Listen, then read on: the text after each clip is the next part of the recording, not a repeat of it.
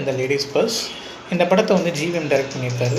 மம்முட்டி, அப்புறம் கோகுல் சுரேஷ் அவங்களாம் வந்து இந்த படத்தில் வந்து நடிச்சிருக்காங்க.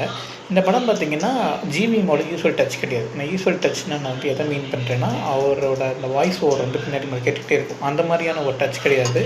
இன்ஸ்டெட் இது வந்து ஒரு ஸ்லோ பர்னிங் த்ரில்லர். ஸோ யாருக்கெல்லாம் இந்த மாதிரி ரொம்ப ஸ்லோ பர்னிங் த்ரில்லர் பிடிக்குமோ இந்த படம் உங்களுக்கு கண்டிப்பாக இந்த படம் வந்து உங்களை சாட்டிஸ்ஃபை பண்ணும். இந்த படத்தோட ஸ்டோரி அப்படின்னு பார்த்தீங்கன்னா, மம்முட்டியோட ஹவுஸ் ஓனர் வந்து ஒரு பர்ஸ் கொண்டு வராங்க. இந்த பர்ஸ் ஓனர்கிட்ட இந்த பர்ஸை வந்து நீங்கள் சேர்த்துருன்னு சொல்கிறாங்க. இந்த பாயிண்ட்லேருந்து தான் அந்த கதை வந்து ஸ்டார்ட் ஆகுது. ஸோ இந்த கதையை நீங்கள் கேட்குறப்போ உங்களுக்கு இன்னொரு தமிழ் படம் ஞாபகம் வரும். அதான் துப்பறிவாளன்.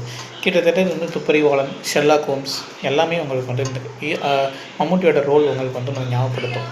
ஸோ இந்த படத்தோட ஃபஸ்ட் ஹாஃப் செகண்ட் ஹாஃப் பார்த்திங்கன்னா, ஃபஸ்ட் ஹாஃப் வந்து கொஞ்சம் ஸ்லோ தான். செகண்ட் ஹாஃப் வந்து நிறைய இன்ட்ரெஸ்டிங்கான ப்ளாட் இருக்குது, ட்விஸ்ட் அண்ட் டர்ன்ஸ் இருக்குது.